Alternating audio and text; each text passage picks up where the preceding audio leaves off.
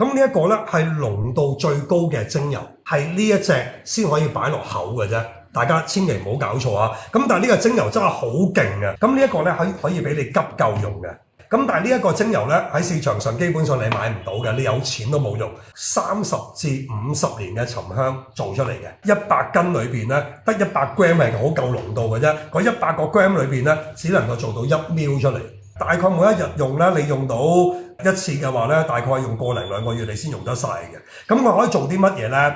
即係你就咁聞先啦，最基本嚇，好濃嘅陣味，好正嘅。你會好中意聞，個人都好開心嘅聞咗。咁你好多用法啦，譬如你用喺個身度，咁你可以當一個香氣香水用啦。咁當你去食啦，佢可以令到你瞬間開竅啦。因為喺日本咧，有啲救心嘅都係加呢啲高濃度嘅沉香落去嘅，對於心梗啊、腦梗啊、都有幫助。咁食嘅時間就滴1、2滴落去啲暖水度咧，咁你就飲落去就可以㗎啦。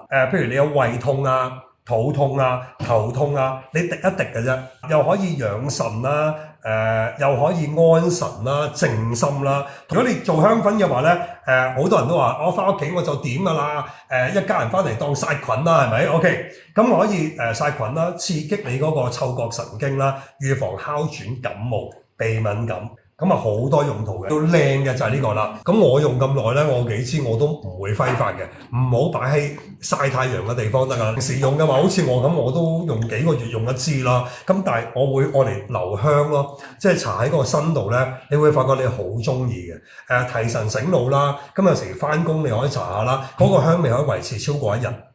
OK，咁大家留意啦。